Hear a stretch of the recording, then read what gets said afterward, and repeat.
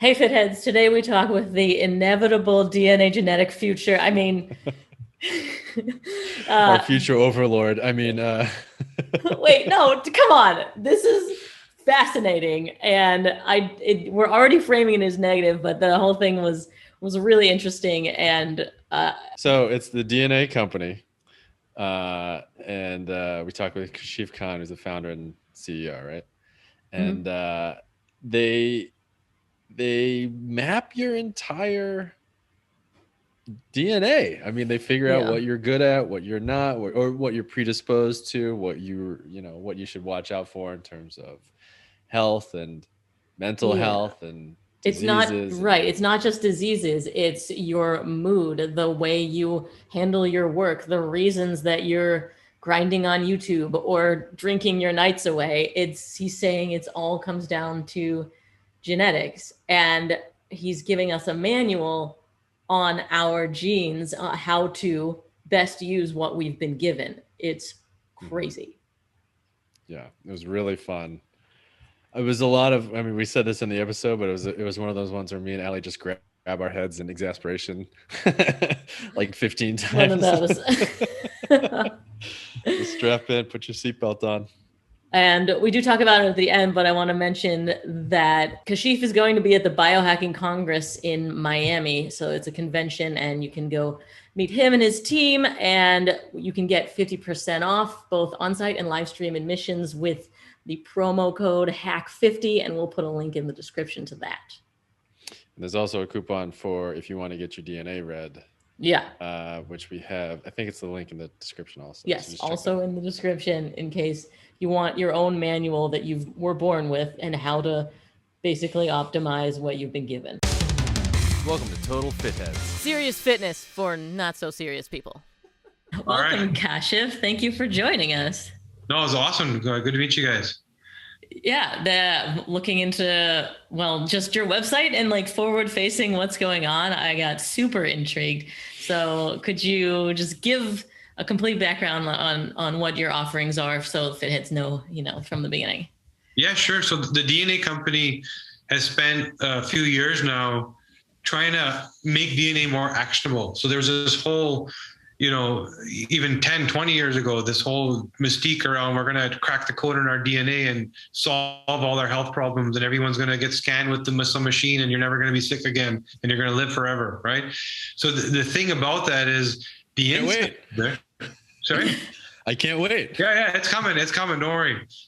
The gap was always the people that were doing the research or the companies that were, I guess, financially interested weren't targeting the issues that people thought that they were going to solve, which was chronic disease, longevity, general overall health and wellness. It was more like, hey, if we can isolate a gene that points to a genetic problem, for example, sickle cell syndrome, you're born with that. You have it, right?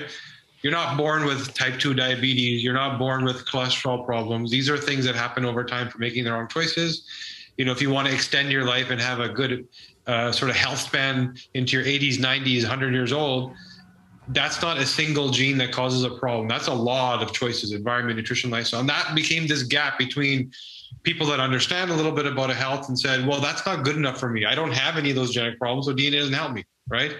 Meanwhile, we understood that this is our human instruction manual. So if this is the code that's telling every single cell in our body what to do, how could it not be doing more than just, I have sickle cell syndrome or I don't, right?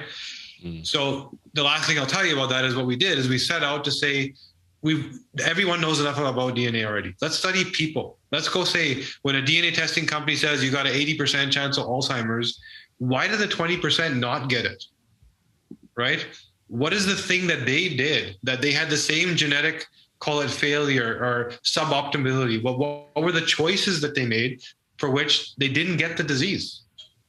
So that's what we did. And we studied 6,000 people in the last 3 years, one by one, had their genome in one hand, their entire health history, everything about them, what medications they're on, if they were sick, not sick, different ages, different races, completely mixed up this pot. And we landed on these insights where we now know if you have suboptimal genetics in, for example, cardiovascular health, what are those triggers, the environment, nutrition, lifestyle choices that will actually take you from I have risk to I'm sick. And this means disease reversal. It literally means that if you're in that state and we know why you got there, we can reverse the disease because you weren't born with it.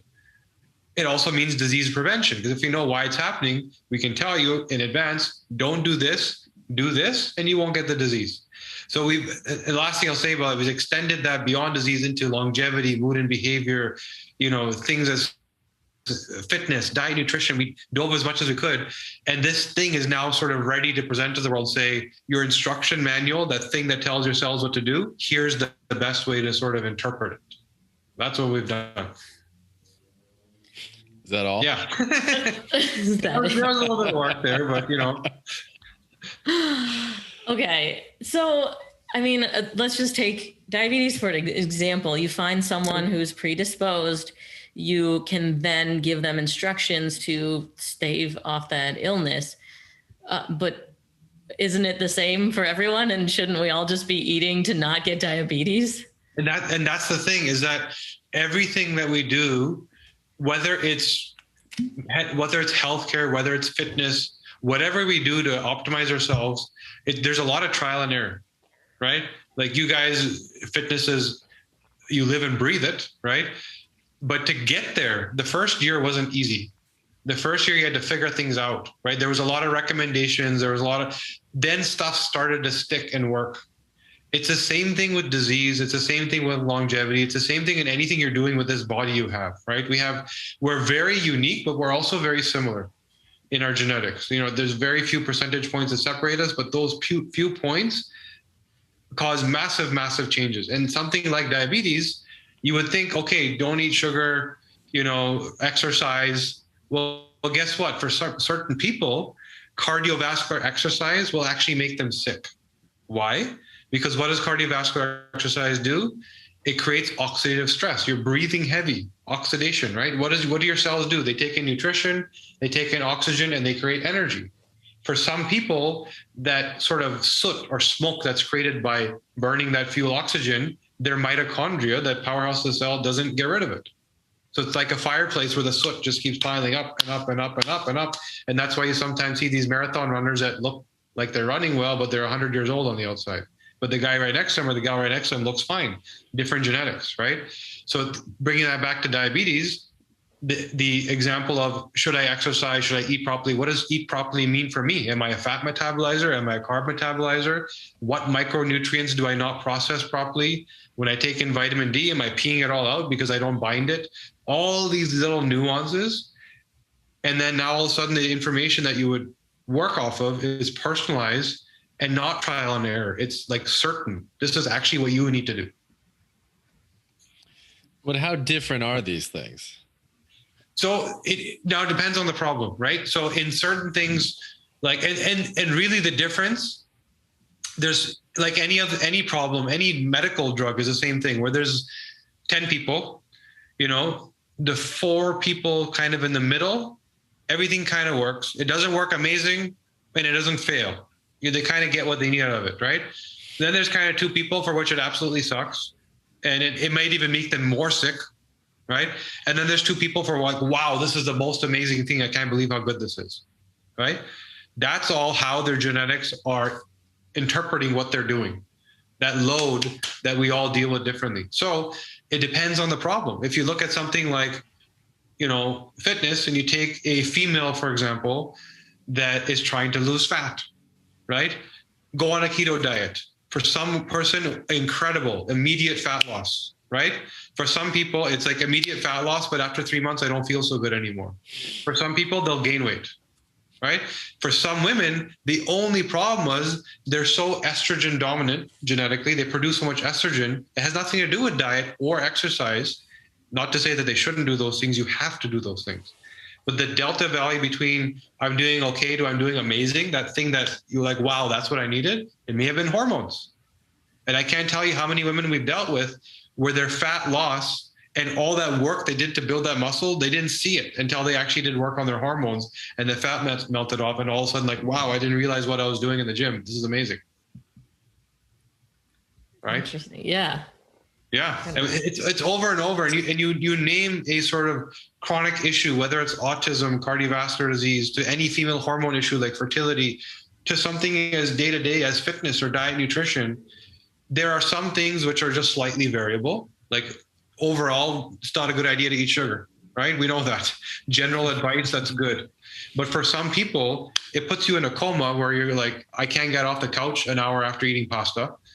And for some people, they actually feel good and they want to do something. They want to exercise after. So those nuances, the gap between, well, how different is it for different people depends on the problem. So are you doing the opposite too, where it's like your example for carbs make you feel better, or you're never going to get hypertension, so just have a bucket of salt for dinner? So there are people. So just today, as an example, just today, we were speaking to a clinician who's incorporating our science into his practice, right? He wants to create personalized supplement protocols for people where it's actually what their body needs, to the right dosage also, right? So in talking to him, I told him that you're one of the people, and it's not a recommendation, but you just happen to want to be one of those people that you could smoke until you're 100 years old, 2 packs a day, and not much is going to happen to you, right? Because if you understood the biochemistry of what would cause a cardiovascular issue, and I'll use that as an example, most heart disease isn't the heart. It's usually the arteries around the heart. It's blockages, calcification, something's blocked and there's a heart attack. The heart's usually pumping until something prevents blood from flowing, right? So why does that happen? When you look at the biochemistry of things, there's a cholesterol blockage. So one day you go to the doctor and they say your cholesterol level is high. You need to start taking this pill, Lipitor, and it will bring your cholesterol levels down. Something happened 7, 10, 15 years before that you did wrong for those 7, 10, 15 years that led to this. It's chronic disease. So you weren't born, you weren't 5 years old with a cholesterol issue, right? You'd been doing something wrong for a long time. So in his case, why he wouldn't have the problem, and in other people's cases, why they do, there's different versions of the endothelial lining, meaning that here, this is your artery, the inner lining that the blood actually sort of touches and flows through. You can have a stainless steel, super robust version. You can have an okay version, and you can have like a paper thin papyrus version, right? Now, if you have that paper thin version, which is genetically predetermined, imagine how prone it is to inflammation. And if you're, say, a gardener that's dealing with pesticides, or you golf a lot and you're breathing in pesticides, or you deal with paint and chemicals and this constant exposure and load, which this cellular structure was never designed to deal with, inflammation. What is the body's response to inflammation in the endothelial lining? It will actually deploy cholesterol as a hormone to reduce the inflammation, right? What happens when cholesterol meets toxicity? It hardens and sits there. And you start to get this cholesterol buildup. Blockages, yeah. Right?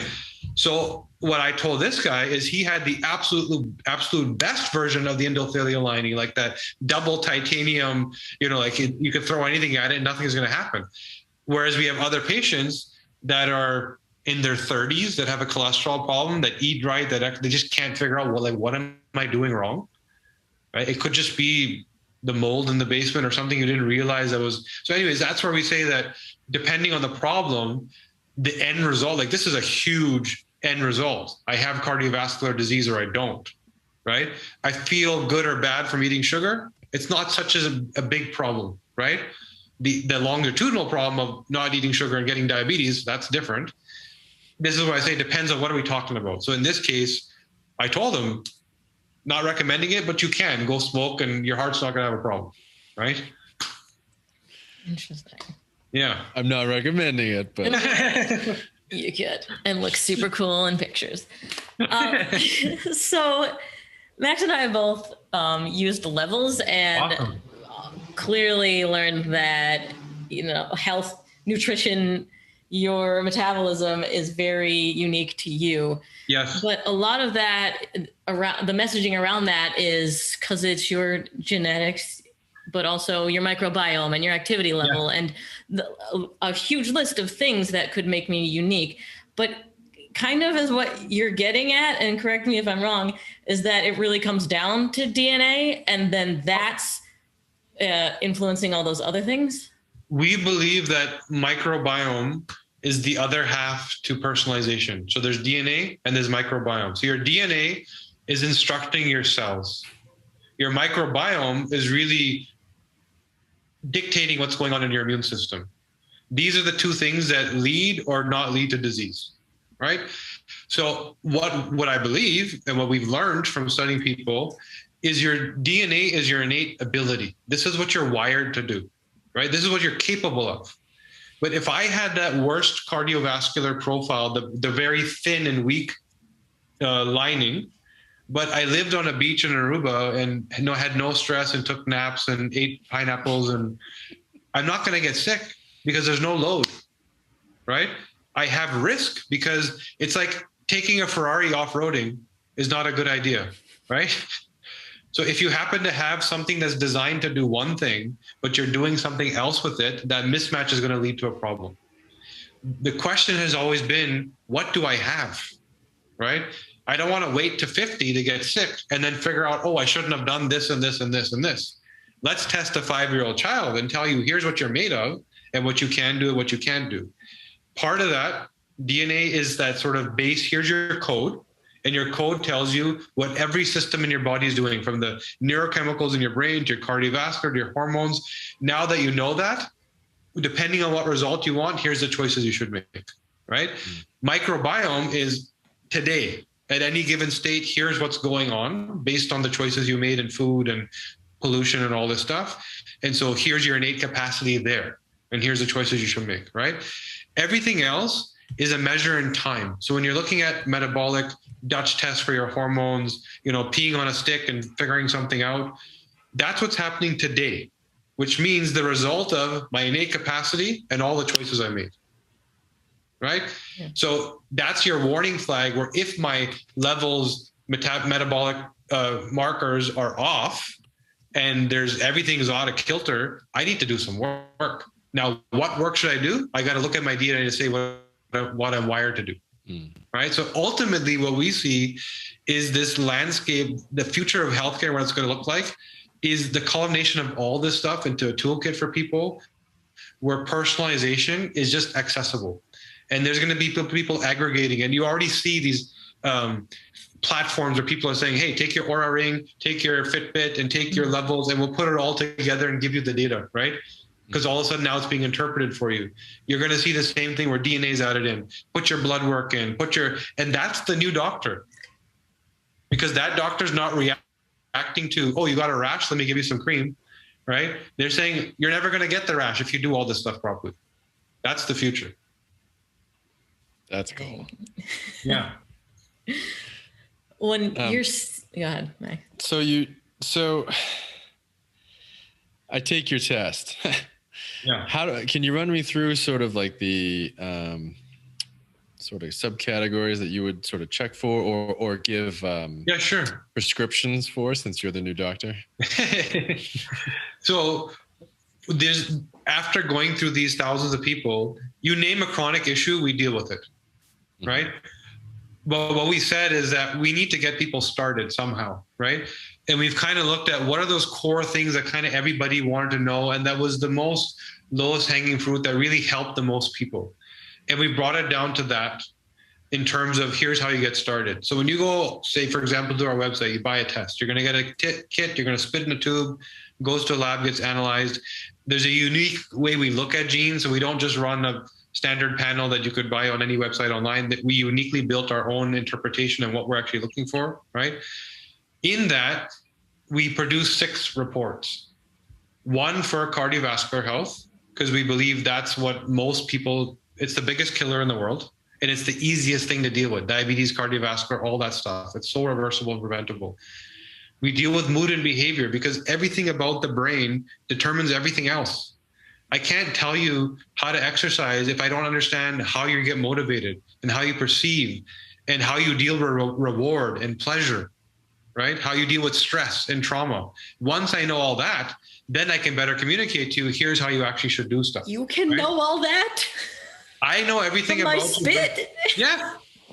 I can tell you, we've worked with employers on their executive suite team for who should be doing what job, who should actually be the accountant, who should be the CEO, because we understand how they deal with their main neurochemicals. I'll use me as an example. right? So dopamine does two things: pleasure and reward. I eat something tasty, I experience pleasure. I do something good at work, I get a reward. It's those two things that this neurochemical does. There's one gene that determines how dense your receptors are that bind the dopamine. So when that thing happens, you have to bind the dopamine and experience it, right? There's a second step, so you've bound it now, right? There's a second step, which is to break the dopamine up in preparation to bring you back to normal, right? There's a third step of an enzyme to clear that broken up dopamine, to get rid of it, to which you then truly are back to where you started, right? To go back to your day. I personally have the lowest version of the receptors, which means the least density. So I don't bind much, so I don't feel, right? I have the fastest, what's called MAO, which breaks that dopamine out. So I'm feeling it way down here, and before it's even done, I'm already breaking it up and chewing it up. I also have the fastest calm gene, which clears it out. So that means that I experience and feel reward and pleasure way down here, and before it's even started, it's already finished. So what does that lead to? Depression, because I never feel or enjoy or get reward or pleasure out of anything. Or I feed it with something. And if I go down the pleasure route, it could be addiction. So this is where addicts come from. Not the binger that disappears and for a week and then comes back, but the person that has to do it every day, that's scheduled and their day is built around it. That's addiction, right? Or achievement, because I didn't go down the pleasure path. I got a hit of dopamine from doing good, and I just wanted more and more and more and more. And whatever I did yesterday isn't good enough. That's why I'm entrepreneurial. I went down that path, right? I look at my family, half of my uncles were alcoholics. And you wonder why. I have the same genetics as them, right? I have a cousin that died from, substance abuse, right? So it's the same genetics, right? So this is where, yes, if I had your saliva and I tested it, I know how you deal with emotion, stress, procrastination, trauma, irritability, reward, how you deal with, are you a drama queen? Do you slam doors and leave meetings? Are you calm and cool when you get that lawyer letter in the mail? You just read through it, no problem. All of that is genetically predetermined, right? And that was report number 2. We still have 4 more to talk about. But okay, specifically on mood and this emotion thing, I want to stick to because you've heard the idea that happiness is pretty much like built in, and you're going to be the same throughout your life. But you're talking about actionable items. So what is this, like a pamphlet I get that says like stop drinking and start a business? what we're saying is 2 things in these reports. And one thing we've understood is we needed to make DNA easy. Right now, you can either go buy a consumer test online, which is very easy to use, but doesn't tell you much, right? It's a data collection business. Collect your data, sell it to Pfizer, right? Or you get this, a hardcore diagnostic, like you got a rare breast cancer as an example, very informative, but it's only about one little thing, right?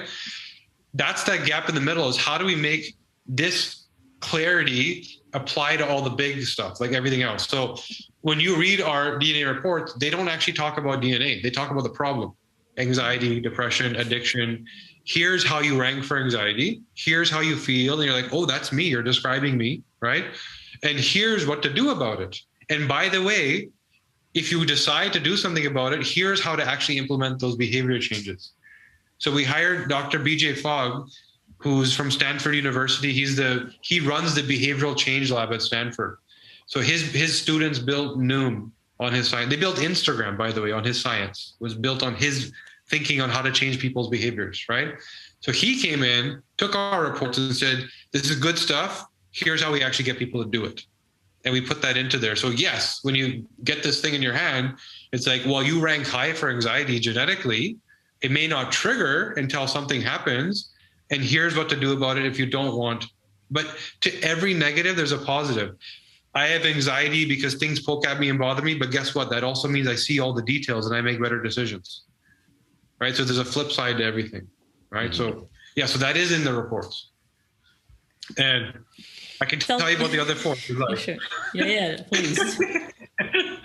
So the other 4, diet and nutrition. And why did I talk about, cardiovascular, obviously, but why did I talk about mood and behavior before the others? Because when you look at the others, we can't do them properly unless you also consider mood and behavior in them. An example, diet, nutrition. Are you a binger? Are you an addict? Do you lean on food as a coping mechanism? So even if I tell you to eat fats or carbs, are you actually going to do it on a good day or a bad day? All this kind of thing. So diet, nutrition, personalized diet, but also how do you perceive food? What are your habits around food, right? Then hormones and fitness. So, body type. How do I actually put on muscle? How do I burn fat? How do I deal with acne, hair loss? How do hormones drive my outward sort of beauty and what I look like, and how do I get to my goals, right? Am I meant to be a power lifter, or am I meant to be a sprinter? Like, what was I designed to do, right? Then immunity, inflammation, and detox, so your innate ability for your cells to be healthy. At the same level as your levels patch is kind of dealing with your metabolic health, right? Your cellular health this is where disease and aging comes from. If your cells are having too much of a load, then they're going to age faster. They're going to get more prone to inflammation. You're going to get more diseases. So that's what we look at. And the last thing is sleep. This is the number one thing that people complain about. I can't sleep. I can't sleep. I either wake up, or I can't fall asleep, or I wake up after a long sleep, but I still don't feel rested. All of that is genetically driven, and we understand what to recommend to people. So those are the big 6. We also have a whole library of clinical reports. Like, I want to learn about fibromyalgia, menopause, breast cancer, whatever. Those can be drawn on, but this is the thing that we give everybody, these 6 reports. We feel you need to know this information. And it's kind of like version 2.0 of yourself. Here's how you can actually be healthy if you do all this stuff. Have you come across anyone where it's impossible? It's like, well, you're screwed. You're going to die. Yeah. Well, what we do come across is in the mood and behavior, certain people where genetically they're so far off to one side that it's very difficult to work with them, meaning that it just takes a lot longer. If you're, for example, that PTSD gene, my ability to actually ignore negative stimuli or completely imprint it, right? God forbid somebody gets in a car accident. There's the person that can walk away. There's the person that for the next couple of weeks, they're kind of bothered by it. And there's the person for 6 months, they don't want to be near a car, Jeez, right? That's genetic. If they even hear a bang, they're like, what happened, right? That's genetically predetermined. Okay. So that person, it's a lot harder for them to make the changes because everything means so much. Right? What percentage of my existence is environmental? Are we at 0 at this point? Well, that's the load. So keep in mind, that person with the PTSD response, if there was no trauma, they would never experience it. Right? If they experience trauma on a daily basis, they would need medication like you can't believe because they just can't deal with it. Right? So again, all of this is you entered this world with a set of instructions, telling yourselves what to do. Now, whatever you actually go do is going to change your outcome. And that's different. If 2 people set out on the same path, as an example, we have a family we were dealing with where there's 3 daughters. One was an athlete, perfect frame, muscle, lean, no fat, and the other 2 could never lose weight. Same parents with the same diet, with the same culture, with the same everything, right? Why did they have 2 different outcomes? Because the older 2 bullied the younger one. It's karma. It was all karma. Karma came back to bite them. Right? So what happened there is the younger one was androgen dominant. She was very down the testosterone path, meaning that women on a monthly basis produce progesterone, convert it to testosterone, convert it to estrogen, and then you have your menstrual cycle, right? Men do the same thing, by the way, but we do it daily, right? So now imagine that woman for whom progesterone turns into testosterone, but it just kind of sits there and it very slowly converts into estrogen. And the enzymes or the genes that flush the testosterone out, you have a slow version of that too. So that pool just kind of sits there. Right now, all of a sudden, this woman is going to be more androgenized. She's going to have strong, lean muscle. She's going to have less fat. Her frame may be a little more slender, smaller hips, right? She may have other problems like acne, hair loss, fertility issues. But unlike her sisters, she doesn't need to do anything and she has a 6-pack. right? Now, the other two are estrogen dominant, where they need to work double as hard and they still don't get the result because they were solving the wrong problem, right? They were just over-exercising, which created more inflammation, et cetera, where they just needed to deal with the hormone issue. So that's just an example of the genetics plus the load. They both did the exact same thing with the same parents, but had different outcomes, right? But they could very easily change the outcome if they did different things. Have you studied twins? Yeah, we have. And it's cool because we've done a few, not a lot. And we find that these nuances, for the most part, you see so much similarity. And then all of a sudden, there's this one little thing that makes all the difference. And it's usually up here, right? It's usually some mood and behavior thing that's different, where if you know this, I can pick the two of them apart. I know who's who, right?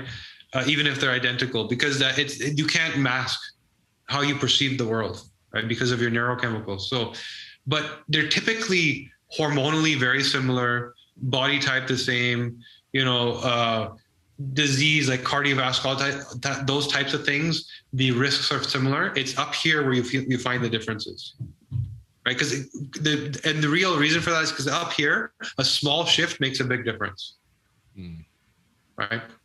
Right. And then that can trickle down to everything else. It trickles down to everything else. The habits, how you perceive things. If they both may be bingers, but if one is a binger and also is serotonin dysregulated, so they get irritated very easily, that person's going to gain a lot more weight because they're going to lean on food as a coping mechanism, right? So they both binge on tasty things that they enjoy, and they say no to things they don't enjoy because they're bingers. They only do what they like. They won't do other things, right?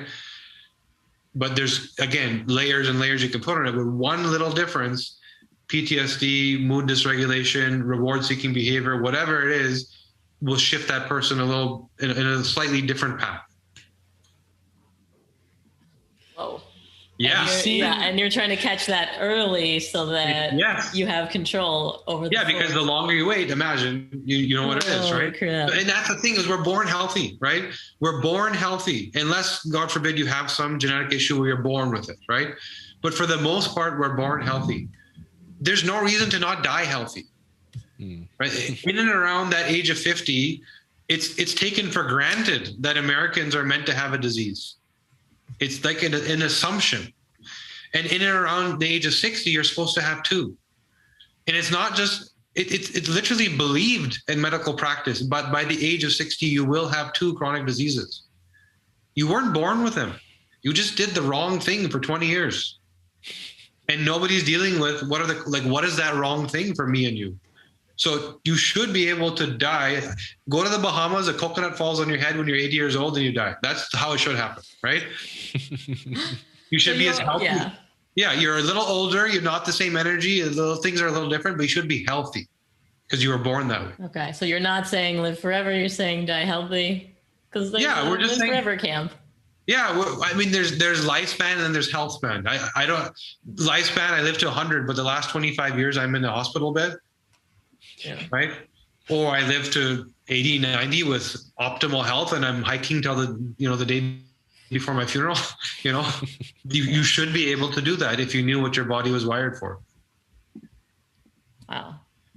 Well, we kind of skipped over something I want to go back to, where you're helping the boardroom decide who's doing what task and what job is suited for your genetics.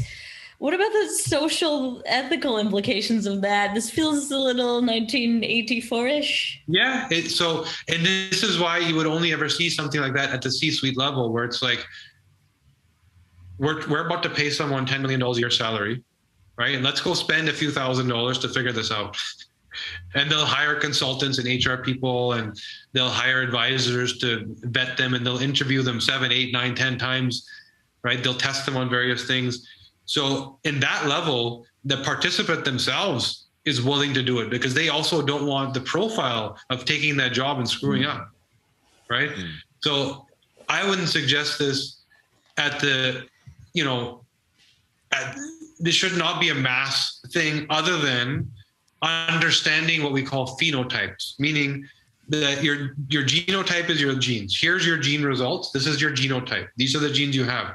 What does that equal? The net result, the manifestation, that's your phenotype, right? So we do things like Myers-Briggs and different, tests to understand our personality, and you can go online and do a personality test. So we do these things already.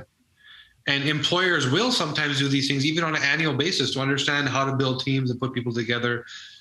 So we believe to that extent where phenotypically, to be able to ask the right questions, like how do you feel about this? And do you get irritated when this happens? Might point to what your profile is, right?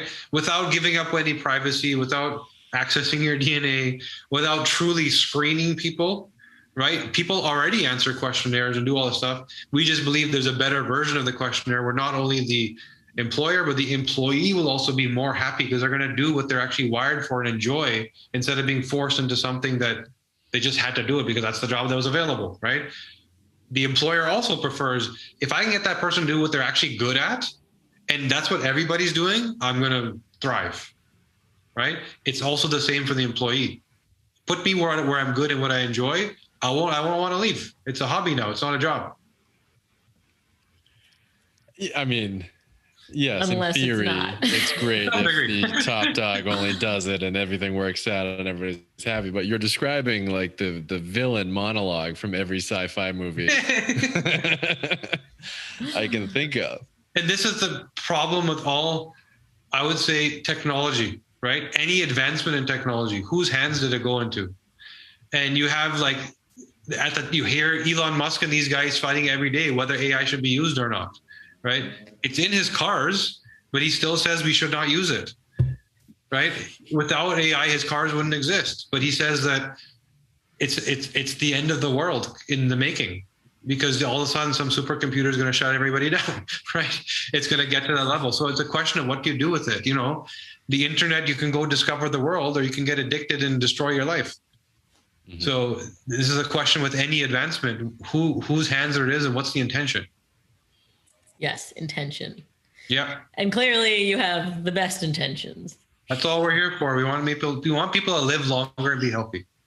Do you see other people developing something similar to what you're doing and not having good intentions and competing with you? My concern, to be straightforward, is that we have really good regulatory governance in North America, right? The genetic industry in general is sort of more mature here than it is anywhere else. The science sort of came from here, it evolved here. What's happening now, however, is there's other countries like China, for example, that are making leaps and bounds that, if anything, may even be ahead in certain areas where the regulatory landscape is very different. The government is actually participating and saying, wow, you can do that. You can help us make a super soldier. I will give you money, right? Oh, I can figure out how to clone and make a second and third baby of the superhuman. Okay, let's start working on it, right? So where we have the sort of moral, ethical sort of filter, and certain things would just never happen. And, there's a lot of, FDA, Health Canada, these types of things, there's oversight. The same oversight exists there, but like you said, intention is different. And that's my only fear, is that there's other places in the world where sequencing is so cheap now, you can just go buy the machines and go do it. The base science is already published. You can go online and find it. What they stack on top of it and the new discoveries and what we don't even know they're working on right now, that's where I think the problems could come from. It's not going to come from here. It's going to come from somewhere overseas. Mm-hmm. And I can almost assure you that this kind of stuff is happening somewhere in some lab right now. Well, hurry up and beat them. Yeah. And then we'll do a gene test to see who would be the best to be in charge of our gene information. Yeah, no kidding. No, you say it's a little tricky with stuff like this because it's very easy to joke around. I mean, can I make a super soldier? Can I clone a baby? How hard? Where are we right now with no rules? So if there were no rules, it would have already happened by now, right here somewhere, right? It's happened with animals. They've cloned animals, right? In China, there was actually a baby that was, I think it was about 2-3 years ago. It was all over the news, and they kind of poo-pooed it at the time, but you can tell that they were kind of like, to everybody else, let's just make it look like we don't like it, but we'll actually work on this, right? Mm-hmm. The super soldier question, on that, it depends what does super soldier mean, right? So the sci-fi version of that is this superhuman that can't get killed, that has the perfect body and muscles and perfect brain and everything. So there's some degree of this genetic engineering, of gene splicing, of CRISPR technology and gene editing, which the technology for it, meaning how to edit a gene, exists, but the practical application, nobody's done. So I can take DNA in a petri dish and I can edit it. How do I stick that in your body and make it do something? Nobody's doing, at least that we know of, right? However, okay, so we got some time. Yeah, we got however, time. What do you mean, however? Yeah, however, there is a however to this. There's a caveat. The caveat is moving away from like the sci-fi gene editing, splicing. You wake up from this bubble and you're all of a sudden a superhuman. There is stuff happening today. We've actually worked with the U.S. military. We've worked with the Black Ops on their special forces soldiers to say, we're not going to genetically engineer you and make you a superhuman, but we know who's prone to PTSD. Mm-hmm. We know who should be on the front line. We know who should be we know who's the engineer that should be back in the base camp building things, right? We know why that guy trains just as hard, but can't put on the muscle. We know why that lady trains just as hard, but she needs more time to recover. She's sore for longer. So it's not about engineering people and splicing genes. It's about optimizing, taking their genetic suboptimalities and just upregulating them so they get the outcome they want. And that, I believe, is morally and ethically sound, because we're not altering a human. We're not changing evolution. Even if I do that, if I take that soldier and I upregulate their DNA to make them recover faster, I haven't actually changed their DNA. I've just given them a supplement or a therapy or something. And we do that every day already. The foods you eat, the environment you're exposed to are up and down regulating your DNA all day long. It doesn't mean you edited your DNA where you're a different human. That's the ethical, moral question, right? That exists today. I think we should all be doing it today. To why not live healthy and be the best version of ourselves? It's the editing and the splicing and all that. That's where you start to get into like gray area. So you're reading the manual. You're not adding NOS to the engine. Exactly. Yeah. That's what it is. Yeah. We're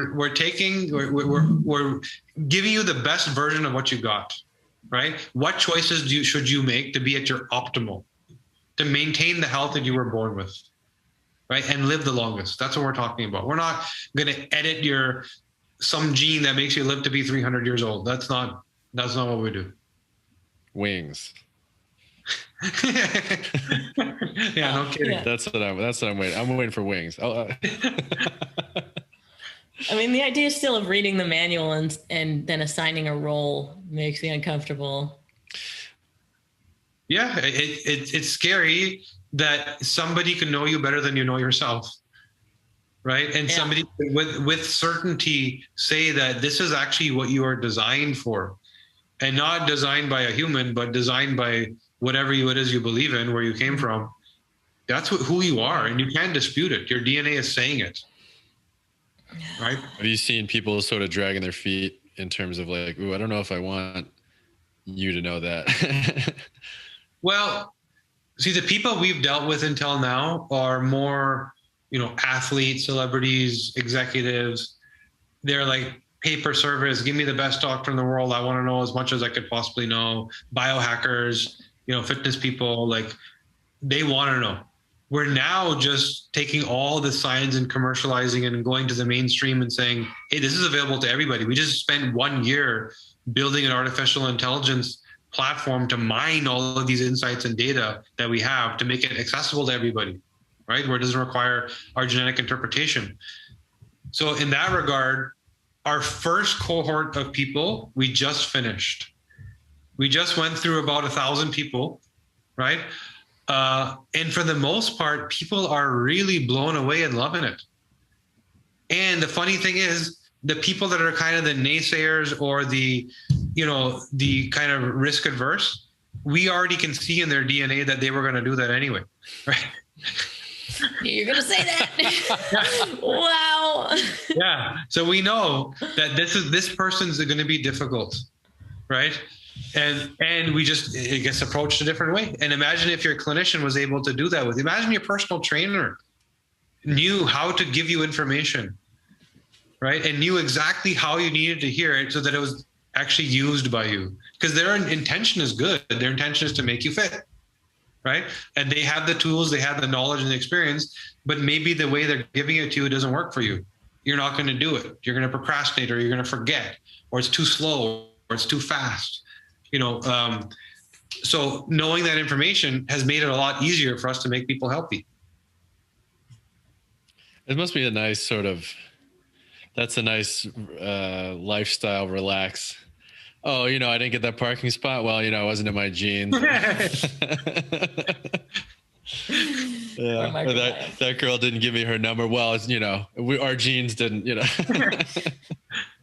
Yeah, no kidding. Actually, an investor approached us and asked us to build a dating platform where people are genetically matched to each other, which we could very easily do. We can tell you your exact, the cringe is incredible. It's not, I'm trying to hold it back and listen. I don't have that feeling, Gene. I'm fine. Yeah. I don't feel anything. So we didn't do it. Just first of all, we didn't do it, but we very easily could. We very easily could say, this isn't going to work, guys, or you guys are made for each other. Because have you done couples and sort of reverse engineered it? Yeah, we've done therapy. We've done and not intentionally. We've had sessions where whenever we get couples, we always advise that we review them jointly, because there's nuances that you would get in this group setting that you don't get individually. Like, oh, by the way, we know your menstrual cycle is horrible and there's wild mood swings. No, there isn't. And then you think, or it's like, you're highly irritable, and, if the wife says something and bothers you or takes you away from what you're doing, you're going to react, I don't do that. And then you see the look like, yeah, you just nailed it. Right. So in the couple, every single time it turns into a therapy session where these things that this is what always happens. This is what you always do. This is the thing that I keep telling you. They realize that that's how the person's wired. Right. It's genetic. It's genetic. That they're going to do this. They're going to think like this. They're going to act like this. They're going to deal with emotion this way. We had a client that said to us, his problem was that he doesn't love his family. He said, I have a wife and I have kids and I just can't love. They're okay. Yeah. Right. That was the problem he wanted to say. When we looked at his genetics, we understood why. Right. He literally wasn't wired for it. He can do it. Right. But he needs to turn his business off. He needs to turn his thinking off. He needs to turn everything else off to be able to get there. Right. And being the high performer that he was, he just wasn't ever getting there. You gave him something actionable to turn it off and get there. Wow. Yes. Yeah. Simple example. We told him, biohacking tool. We told him he should go for, that cold cryotherapy that where you kind of get into this tank and it just super cold, whatever, right? And because what does it do? It upregulates dopamine. Temperature dysregulation pushes your dopamine levels up. So for him, he was worse than me. He was not human, right? So for him, he did that a few times and he felt this kind of zen, which he never ever experienced. I love my kids. I'm so cold. Yeah. That's crazy. Yeah, and you put the wrong stimuli on that, and you can imagine where that could take you, right? Yeah. What is that called? Misattribution of stimuli or something? I've heard about this where people can... That's like why you would take someone to coffee on a first date, because their heart starts beating and they're like, I'm in love, but really it's just you're on caffeine. Yeah, exactly. Okay, to be clear, I was cringing, but I very much want you to make that platform. Are you kidding me? It seems like I'm 100%. The dystopian future that I want. It's personalization. It's literally removing the trial and error, because I think it's Chris Rock that said that when you go on the first date, you don't meet the person, you meet the representative. Yeah. Right? And you're going to see the best version of them, which is probably not real. And it's going to take 7, 8, 10 months to really start to see like, what was that? Right?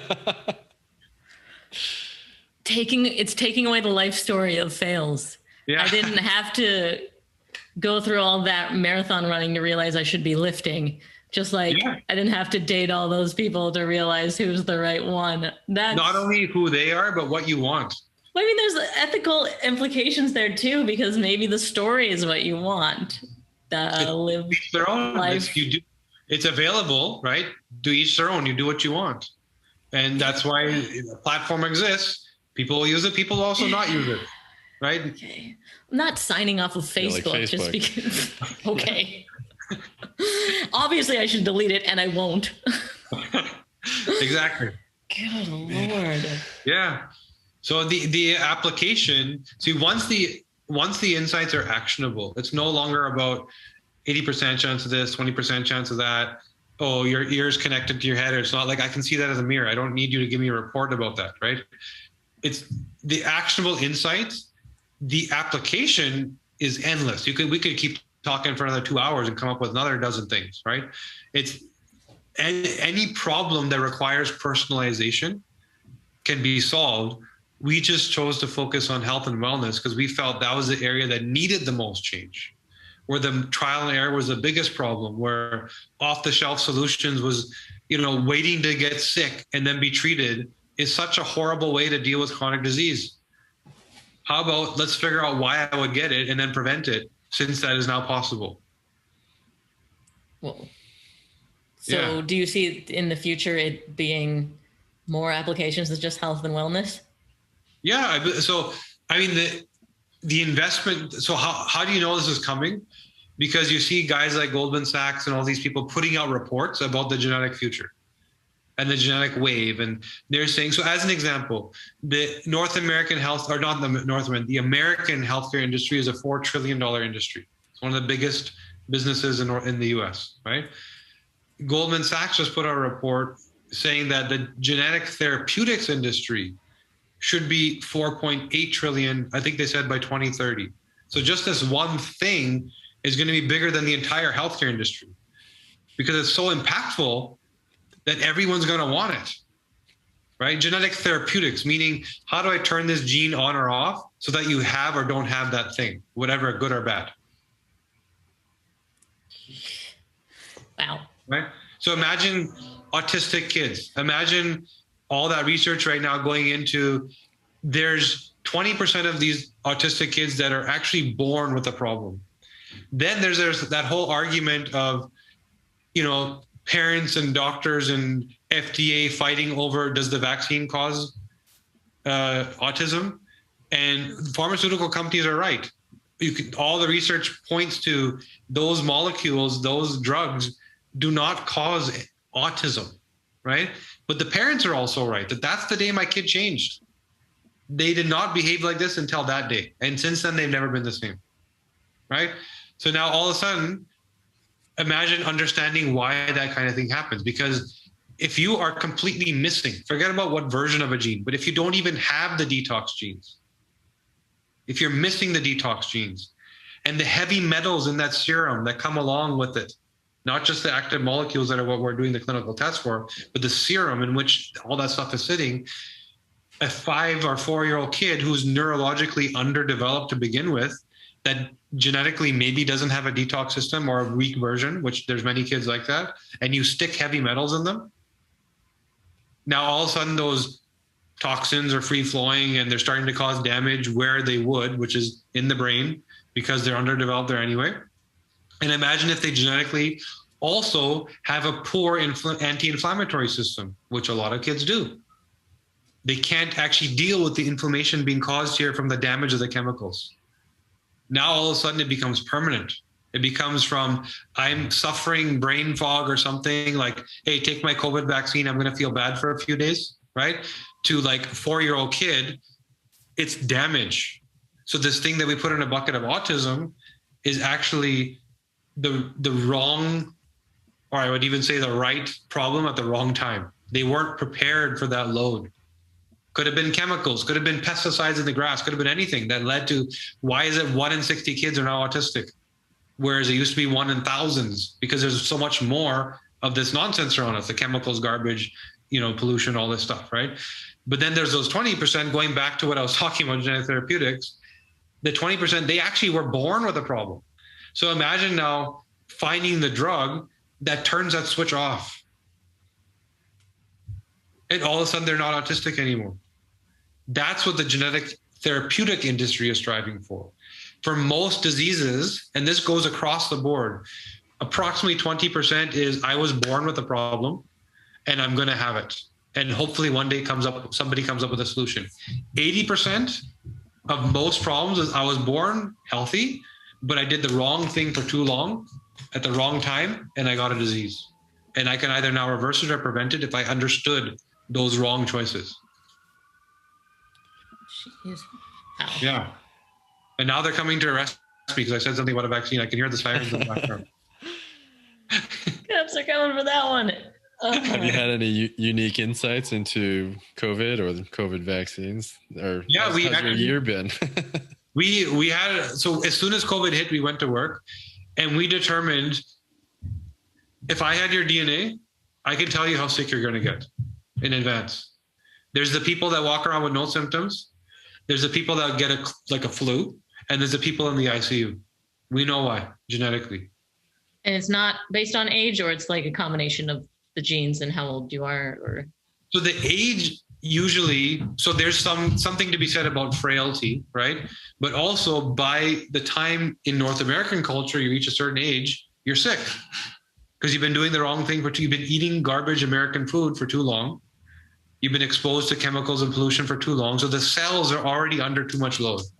But what we found is, so COVID, if you're in the ICU, you're not there because of COVID. You're there because you can't breathe or your heart is failing, right? It's respiratory inflammation or cardiac inflammation. That's why you need the ICU, because that trigger of COVID pushed one of your systems over the edge. And the two systems, cardiovascular and respiratory, that's what you're getting treated for, not the COVID itself, right?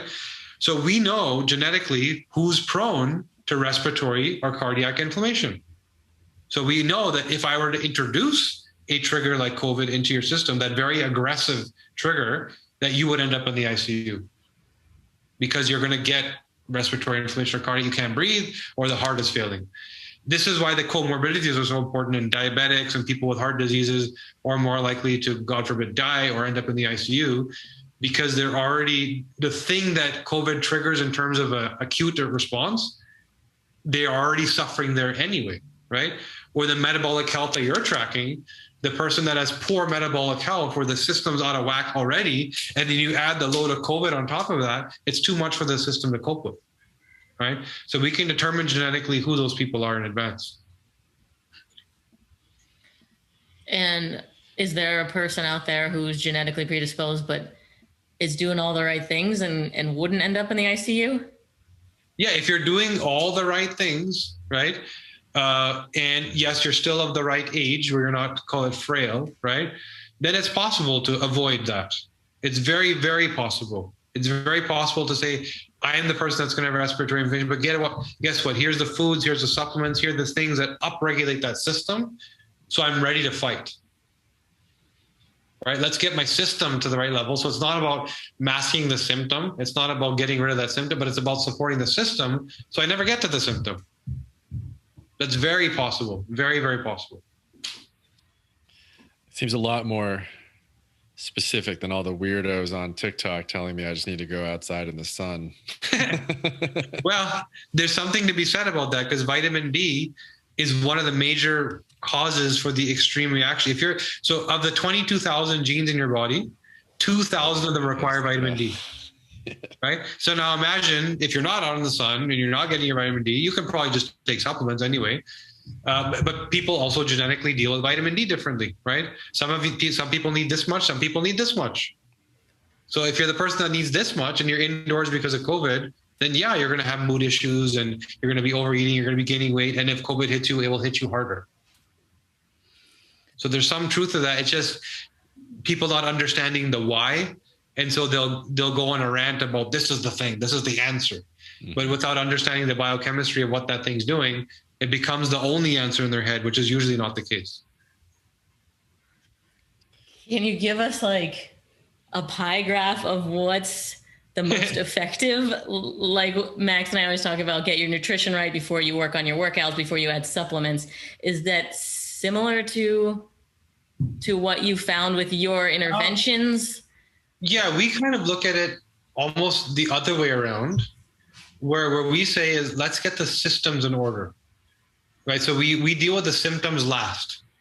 So the first thing we do is we say genetically, if we know where you're suboptimal, where you have weak genes, let's plug those holes. Because imagine if you have a leaky boat, right? And instead of trying to scoop the water out, which is like I'm losing the weight or I'm eating right, let's plug the holes first so the water stops coming in. Right? That's up or down regulating the weak genes. That usually has to do with supplementation and diet. Right? So but you a lot of consider those in the same kind of bucket. Yeah, kind of same kind of bucket, but leaning more towards supplements. So, and very specific things. It's not about, hey, melatonin so I can sleep better. It's more like BDNF is low, brain-derived neurotropic factor. So I need very specific things to upregulate. So my circadian clock is working so I can actually fall asleep at night and not need melatonin. That's a very different way to go about things, right? Yeah. So we usually look at supplementation first. Let's plug the genetic gaps and holes so that you're actually operating well, like your car is tuned up. Now let's start to look at the loads. Let's look at the fitness. Let's look at the food. Let's look at the environment, the nutrition. It's really 3 buckets: environment, nutrition, lifestyle. Environment is everything you're exposed to, chemicals, whatever. Nutrition is anything you eat, whether it's supplements, food. And lifestyle is what do you do? How do you sleep? How do you exercise? What kind of stresses do you face? How do you work? All of that stuff. These 3 buckets are the load that your genes experience for which you can make decisions. Now, I didn't want to do 23andMe because I didn't want whomever having my info data. Yeah. The inside scoop on me. Yeah. That I would say that's a huge problem in the genetic testing industry and I can tell you what that's rooted in. It's like the dirty secret of the genetic industry. So what that's rooted in is DNA tests are one of the few tests that you only need to do once because your DNA doesn't change. Mm-hmm. So the entire lab industry is built on, if I supply doctors a cholesterol test, well, they need to do it every 2-3 years. It keeps it. I have a business model, right? I'm going to see you 15 times before you die. DNA is once. So the investment community said to people like 23andMe, your business sucks because you're going to sell one test and then what, right? So they said, okay, well, what can we do with this thing that we sold? Well, it has a lot of data in it. Who needs this data? Well, guess who gave 23andMe $300 million 2 years ago? GlaxoSmithKline, one of the biggest pharma companies in the world. And they said, we'll fund you because you have a really good model of being able to sell tests, but your test has to collect this and this and this and this and this. And we have to have access to research. And then we're going to use that to build those genetic therapeutics we were talking about, right? So this is that thing that we believe went wrong. And we talked earlier about if you went down that path and after a while you look, you're just so far down in the other direction. The entire genetic industry became a data collection industry, a data sales industry. And that's why the front end product sucks, because the product isn't about how do I give you the most insights to change your life. It's about how do I convince you to give me the most data to the guy who's going to pay me $5,000 for that thing that you paid $100 for, right? So what we believe should happen and what we do is you want us to mine your DNA to tell you stuff. You want us to dig into your DNA with our knowledge and our artificial intelligence and give you the most insights out of it, not extract recreational information that's okay and then sell your data. So we have a different business model, which is the more we can keep learning, the more you'll keep buying. We don't need to sell your data, and we don't. It's in our contract that we don't, right? We actually don't even have access to your data. As soon as it hits our servers, it's all aggregated and anonymized. We don't even know who you are anymore. Meanwhile, the police used 23andMe data to actually find a criminal, right? There was a murder case in California And they were able to use DNA to track and track and track. And then they found this guy. So that shows you how open the data is. In our system, you wouldn't be able to do that, right? So, yeah, so that's where 20 years later, too. Yeah, it was literally decades later, right? Yeah, so this is where we believe if your intentions are, let's help people, then your model of business is how do we do that and make money? We have to make money. Otherwise, we won't exist.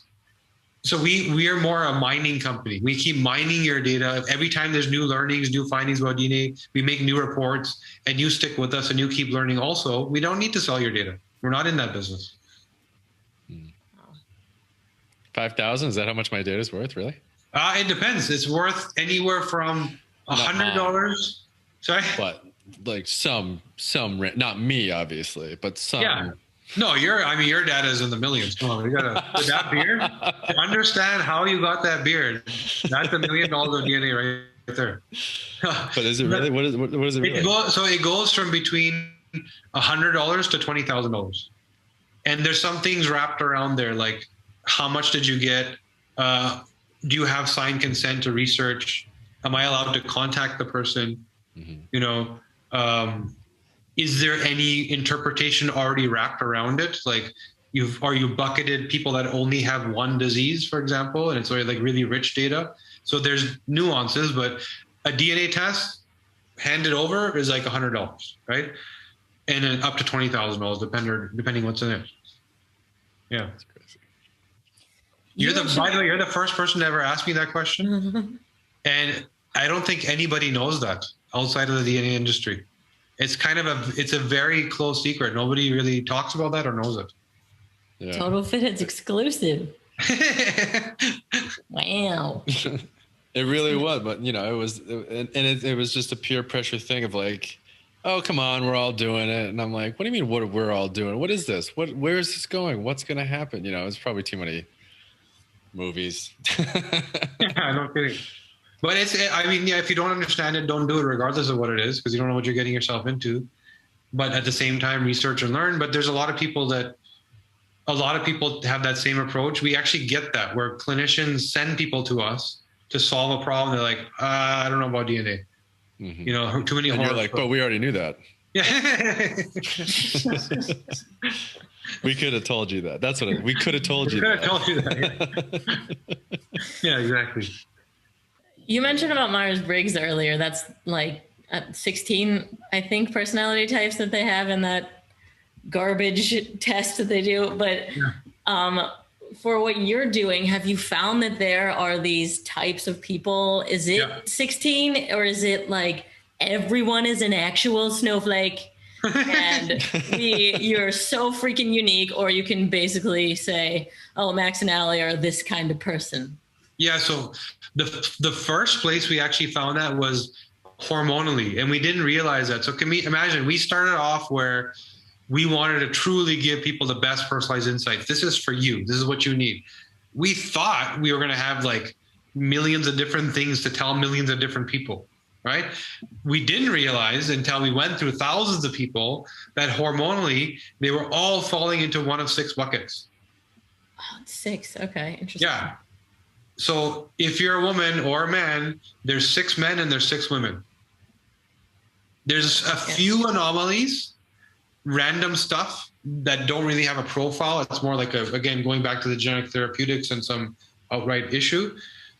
But for the most part, you fit into one of 6 buckets. And in those 6 buckets, I can tell you everything about your body type, fertility, menopause, prostate cancer, libido, like all of it, right? What we're starting now, we're now taking those insights to the brain, right, which is more complicated. And it's not about 6 profiles. It's more about looking at the problems. We're finding your kind of, there's these matrix grids of you're one of 9, depending on the problem, because there's the chemical, which does the thing, and then there's how fast you get rid of it. So imagine if here's the chemical, here's how, so you have 1, 2, 3 across, 1, 2, 3, because the thing I didn't tell you is that there's 3 versions of the gene. So if I have for example, serotonin, mood regulation gene, it's fast, it's slow, medium, fast. Times how fast do I clear it? Slow, medium, fast. So 3 times 3. And we're starting to see this grid in all of the neurochemicals, right? And so we're able to now piecemeal and put together, you fit here, you fit here, you fit here. Now what we're next level stuff is there's 4 or 5 different grids for the brain, putting those grids together to grade the profile, right? If you have this and this and this, so of the mood regulation, you fit into one of these 9 boxes. In the other one, you fit into one of 9 boxes. The other one, that's where we're going to end up with a lot more profiles, maybe 70, 80 different profiles, but we're going to be hyper specific about this is you, this is how you think and feel and stress and all of it. And it's indisputable. Yeah. Guess I can stop reading my horoscope. Wow. Yeah. Crazy. We're getting there. It's going to get there. I mean, but that's interesting. A lot of it is if you have enough data from enough people, you can sort of step back and look at stuff. Have you seen, you've only done, is 5,000 a lot or is that a little, or you know what I mean? Well, it's a lot in terms of what we did. So meaning that it's the largest study of its kind in the world, actually, of clinically reviewing individuals. So genetic companies don't meet their patients. They get their DNA, they sequence it, and they give them a report. They don't actually talk to them or collect information, so that clinical experience, it's the largest study of its kind in the world. In terms of, DNA testing, Ancestry, I think, has sold like 80 million tests. So we're nowhere near being one of the big players, but in what we do, we are the number 1 player, right? And we just believe that we're now in a place where this is now demanded by a lot more people. 10 years ago, this was like biohacker only, right? Mm-hmm. So in terms of the study, it was the largest of its kind in the world. Yeah. Max, you look like you have a billion more questions. Well, but I mean, this feels really dumb that it's sort of, I don't know if it's dawning on me or not or whatever, but Ancestry, I send my stuff in and they'll tell me who my cousin is. Yeah. But in theory, they could tell me, how predisposed I am to a million different behaviorals and diseases and all. Like, could they? They could. From that exact figure out same everything sample, about me forever and ever. Yeah, from that exact same sample, they should be able to tell you what I can tell you. They just don't understand how to interpret the way we interpret. Right. So there's one thing. So imagine you have a language. They could just mail it. They could just mail it to you, and you could, Yeah, that's sort of what I'm saying. That's a little. So by the way, we've actually had that. Promise we'll only do, oh right, your family tree. Oh, whoops! We want to figure this out. Oh yeah, you're on file. Your number is 755 or whatever. There's a filing cabinet of spit. It's actually stored. Ah, there you are. Yeah, it's actually stored in a -80-degree freezer to keep the DNA fresh. Fresh DNA. Yeah, keeping it fresh in my mouth. Wow. Okay. Well, it seems like the future. -80? Inevitably. Yeah, I think. Glad you have the best intentions. Yeah. And actually, we came across you because you're going to be at the Biohacking Congress in Miami, right? Yeah, I think it's an awesome event they're putting up. So we spoke to them, and anything like that, we like to participate in, even if it's just to speak and educate, because we just feel like we need to normalize this, and people should know that this is just, it's available. It's not sci-fi anymore. Right. And so this is why, so we're going to be there. And we'll be speaking there. The kits are available there, but we also, for your audience particularly, created a code so that if they wanted prior to the conference, if they wanted to buy the test and learn about themselves and meet us there on site and review deeper or ask questions, because we're going to be there, right? They can access that, and we'll give you guys the code and you can share that with everybody. Cool. Thank you. Yeah, that's October 16, 17, and to all the fit heads, we'll put it in the description. So if you're interested in partaking. And where can the fit heads find your DNA company? So you can find us in Miami on those dates, that's for sure. Yeah. Right. And then on the beach. Yeah, actually, a few of us are going to be there. A couple of the founders and some other guy will be there. Some of our clinicians. So if anyone has questions, we're there. But our website is thednacompany.com. You can actually see. So I've actually posted my personal reports. My DNA reports are live. And if you go to thednacompany.com, you'll see a section of reports. I think it's right on the homepage. All you have to do is put in your email address and they email you my reports. And you can take a look at what I'm made of. And it just gives you a very clear indication of what you can expect. Very cool. Yeah. Well, this has been awesome. Thank you so much for talking with us. No, it's good talking to you guys. It's awesome to join you. Yeah. And thank you to the fit heads. We will see you next week. Awesome. All right, let me